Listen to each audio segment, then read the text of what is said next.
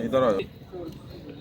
जी महाराज जी, किस लिए आप धरने पर बैठे हैं और कहाँ पे? देखिए, ये अभी जो पहले बहुत ही बेइज्जती के साथ गिरफ्तार किया गया और उन पर रासुका लगाई गई, उसका विरोध करने के लिए हम लोग यहाँ आए हुए हैं।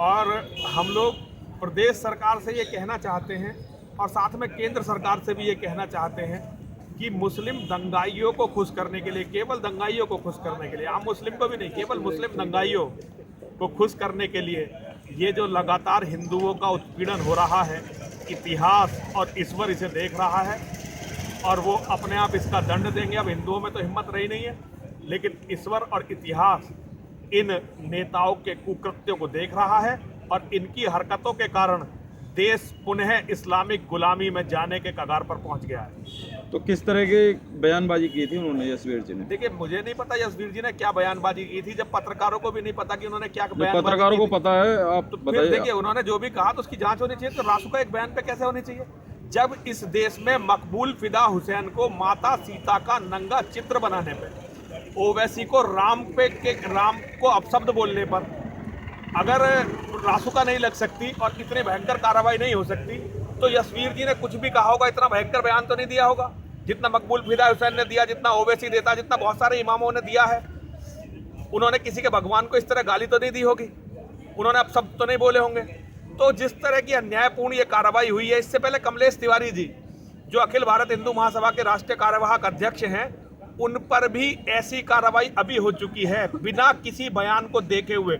मैंने बहुत सारे मुस्लिम मौलानाओं से बात की कि बताइए तो सही बयान क्या था, तो किसी मुसलमान को, किसी प्रशासनिक अधिकारी को नहीं पता कि कमलेश तिवारी जी का बयान क्या था, किसी को नहीं पता कि यशवीर जी ने क्या बयान दिया है। लेकिन दोनों रासुका में निरुद्ध हैं, सारे लोग खामोश हैं, सब देख रहे हैं। तो इनके बयानबाजी का समर्थन करते हैं आप? पहले मुझे पता तो चला कि बयान क्या था।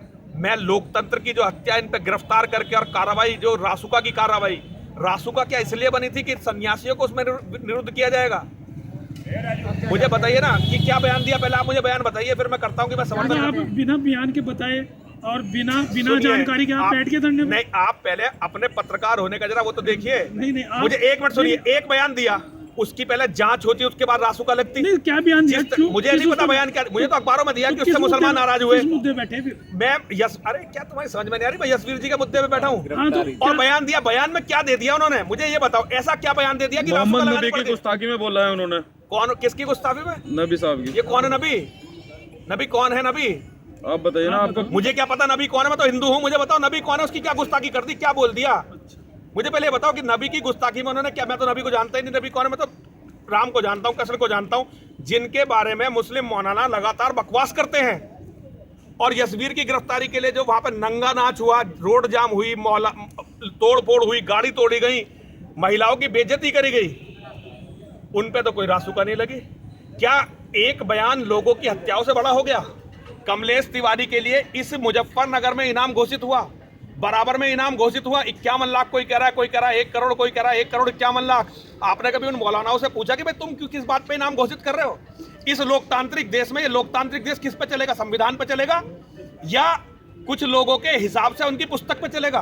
किस तरह की मांग करते हैं आप अब? मैं मांग ये करता हूं, इस प्रकरण की जांच हो और केवल दंगाइयों को खुश करने के लिए रासुका का दुरुपयोग ना हो, वरना ये लोकतंत्र समाप्त हो जाएगा। कोई भी ये ना सोचे आज इस देश पर केवल भीड़ दिखाकर कब्जा कर सकता है। और मैं हिंदुओं से कहने आया हूं कि हिंदू इस चीज पर देखें और प्रतिक्रिया करना शुरू करें, वरना बहुत जल्दी ये सारे नेता इस देश को बेचकर इसे इस्लामिक गुलामी में धकेल देंगे। कौन से लिखा पत्र लिखा है आपने? क्या जी, मैंने राजनाथ सिंह और अखिलेश यादव जी को, देखिए बहुत क्लियर लिखा है। मैंने ना कोई मांग की है, ना ही मैं इसमें कुछ मांग रहा हूं। मैंने तो अखिलेश यादव को लिखा है कि जो मुस्लिम दंगाइयों को खुश करने के लिए लोकतंत्र की हत्या करते हुए आपकी सरकार ने स्वामी यशवीर पर रासुका लगाकर जो अन्याय किया है, उसकी निंदा करने का शब्द, उसकी निंदा करने योग्य शब्द किसी भी शब्दकोश में नहीं है। वो केवल उन्होंने मुसलमान दंगाइयों को खुश करने के लिए लिखा है। मेरे पास शब्द नहीं है इसकी निंदा करने के लिए। जो काम अखिलेश सरकार ने किया है और जिस तरह से बाकी सारे लोग उसका समर्थन कर रहे हैं, मतलब चुप है तो समर्थन है। मैं सारे हिंदू समाज से भी कहता हूं, अभी मौत नहीं आ गई, अभी मरो मत तुम, कम से कम अन्याय का विरोध तो करो। ये लड़ाई कहाँ तक लड़ेंगे आप? देखिए, मैं तो सिर्फ विरोध दर्ज करवाने आया हूं। मेरी क्या औकात में लड़ाई लड़ूं? मैं लड़ाई लड़ूंगा, पुलिस वाले 4 अभी हमें वहां बैठने नहीं दिया। यहाँ जहाँ धरना स्थल है यहाँ पे सब गाड़ी खड़ी कर दी, सड़क पे हमें बैठना पड़ा धरना के लिए। हम अभी कुछ बोलेंगे ये डंडे बजाएंगे चूतड़ों पे हमारे, और हमें जो है जेल में डाल देंगे, रासुका लगा दे। भाई हम क्या विरोध कर लेंगे? हम कोई आतंकवादी तो है नहीं। हमने तो लोकतंत्र में विश्वास किया। हमने तो जब देश का बंटवारा हुआ हमने मुसलमानों से कहा भाई तुम उधर मत जाओ, सब भाई मिलकर यहाँ पे रहेंगे। अब आतंकवादी यहाँ पे आ गए, अब यहाँ हत्यारे आ गए, अब लोगों के हत्या के लिए इनाम बुलने लगा। अब लोग यहाँ ये कहने लगे कि यहाँ पे हमारी शरीयत चलेगी।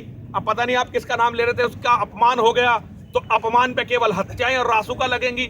मैं तो केवल इसका विरोध में आज 2 घंटे 3 घंटे जब तक ये इजाजत देंगे, जब तक उपवास रख के चला जाऊंगा। बेटा ये तो तुम्हें देखना है, ऐसा नहीं है कि यहाँ मेरा ही कोई नुकसान है और तुम लोग बच जाओगे।